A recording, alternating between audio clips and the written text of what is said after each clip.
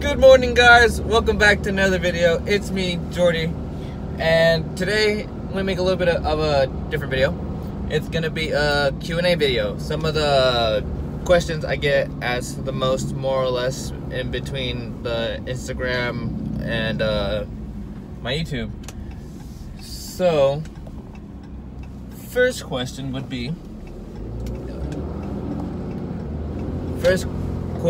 is, who am I? I'm Jordy Hernandez. I'm 23 years old, and I'm a hotshot driver. We started this about 2 years ago, more or less, and been here since day one because we started the company. Who's all in the company? You know, just core family: mom, dad, older brother, me. Us four, and we make the company work. And now, second question: what driver's license do I have? I currently have a Class A with restrictions. Restriction A with corrective lenses. I gotta have glasses. Restriction E: no manual transmission in a commercial motor vehicle equipment like tractor trailers. Restriction L: no air brakes on equipment, CMV, commercial motor vehicles. And then the last restriction is no tractor trailer, commercial motor vehicle. Can't do any of that. And don't really need it because right now I'm doing hotshot. If eventually I do want to bump up to a big rig, I'm not sure. I might one day, I might not. I don't know. We'll see how things go. But if I do, I need to go back, take the test again, the air brakes, probably manual transmission one too, and all that other stuff. So, you know, in case I ever want to. Not sure that I will, but if it happens, it happens. Let's see here. What's my equipment? So currently, I have a 2017 Ram 3500 4x4 flatbed dually. Love the truck. It has almost 140,000 miles on it, and I got it in like March of 2017. So kind of like near-ish my birthday, a little bit past my birthday, but yeah. So we got that truck, and the trailer that is hooked up to it is I believe it's also a 2017 Big Tex with mega ramps. So it's 35 feet of deck plus 5 feet of mega ramps, which are like a 5 feet more deck space, but these are huge ramps that fold out. They cover the whole 8.5 feet of the trailer, the width of it, so equipment can go up there easier. Just what we liked, what we wanted to get at the moment. Excuse that. And yeah, so that's the equipment I'm currently running. I love it. For what I mostly do, not mostly do, but for what I do a lot of, I guess, is I like to haul equipment for companies. So that's why the mega ramps come in handy a lot. And that's not the only thing we move, because we move everything, pallets, whatever fits in our trailer and its legal dimensions or whatever, we will haul. But those mega ramps come in handy. You have to easily just drive something up, strap it down, let's go. That's what we like. Next question: what load board do I use?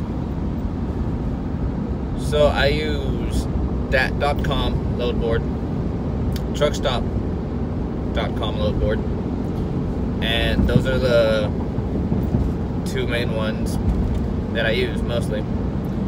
Now there are private ones that you get after you work with a certain company for a certain amount of time. They'll give you like a little small private one. Sometimes use it, hardly ever do, but there are there. And then like for the past few weeks, more or less, it's been pretty dry on the load boards. So there's also like a fourth way you can get a connection, which would be just a personal connection you have with somebody, you with a company or you with a broker, and they'll keep you loaded. And well, not all the time, but when they need you, or you know, you don't gotta go on a load board and compete with who knows how many other companies for the load. They'll call you direct, and if you can't do it, they'll probably put it on the load board, or if they can wait, they might wait it out for you a little bit. You know, you help them out, they help you out, type of deal. It's pretty cool because for the last, I want to say about 2 weeks, I maybe done 1 or 2 loads off the load board, and the rest have just been old contacts hitting me back up. And if it wasn't for the old contacts, you know, we'd probably be still doing loads. As soon as I get on for the contacts, when I get loads for the contacts, I just don't really pay attention to the load board anymore. I mean, I still do look for other loads around the area, but not really from where I'm coming, more for where I'm going. But you know, it's just personal contacts, which is really cool. You know, take care of those and take care of you. Another question I get a lot is, what's better, a flatbed or a box bed for hot shot? And it all just depends on what kind of hot shot you want to be.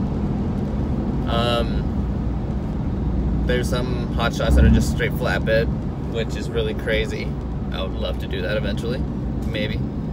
But I love also whipping the 40-foot trailer. But yeah, there's some that are just straight box beds, or straight flatbeds. There's some that you can actually have a box bed. You can like probably run a 2500, or I've seen even at like people run a Tundra or a Tacoma. But they're just small boxes, you know. And it's all just personal preference. Why did I personally get a flatbed? Well, when we went to go pick it up, we went to, you know, a place that sells cabin chassis, and this one happened to have a flatbed on it. We were doing hot shot, and we're like, that one with the flatbed. I don't know. It's just at the time, we wanted to get a flatbed, and of course 4x4. So that was 2 selling points: the flatbed and the 4x4. Although the flatbed, I know I could have gone it somewhere else, but it already came with the truck, and I was just happy to get it in the truck. So, and put it to work, because we have done just straight flatbed loads. Maybe I think we put 6 pallets, which are literally like 3 long ways and 2 side by sides. So like 6 pallets strapped just straight on the truck. As long as it's less than, I believe, 6,000 pounds, if I remember correctly. I think it would be around 7, but I'm gonna just quote it at 6. You can just straight put it on the bed and you're good to go. So it's all personal preference. You can do the same thing with a box bed too. You know, you can just load stuff straight in the bed. I mean, it's like, yeah, just personal preference. And next question would be, what's the average pay for a load? Now, I've been doing this for about 2 years, and I've noticed everybody is all about working no less than $2 a mile. So, so at $2 a mile, you can more or less get an average of what should be priced at what. Obviously, if you're hauling something like a container, something tall. Containers are 8.6, sometimes 9.6. They kill your MPGs. They'll cut your MPGs in half, more or less. Maybe not in half entirely, but they will just bring them down depending on how you drive and what vehicle you have. So that's when the number goes up. You learn this as you haul. Sometimes you will have to haul a cheap one, but if there's, you know, if you work that number as high up as you can and you're comfortable with doing it, do it. But not all the time. Don't just do it to keep your truck and trailer loaded, you know. Don't move cheap freight, because moving freight isn't cheap. So think of it like that. Like, as you move something, you're using your equipment, you're using your stuff. So you bought it to make money. You didn't buy it to lose money. So just keep that in mind. Don't move cheap freight, because it hurts everybody in the long run. And yeah, I guess that's about it. Those are a few questions I get a lot. If you got more questions, shoot them in the comments. Eventually I might do another one of these and answer some more questions. And yeah, thank you for watching. Have a great day. Follow the Instagram, j.j.j.hotshotservice. And yeah, y'all have a great day. Like, comment, subscribe. See you on the next one.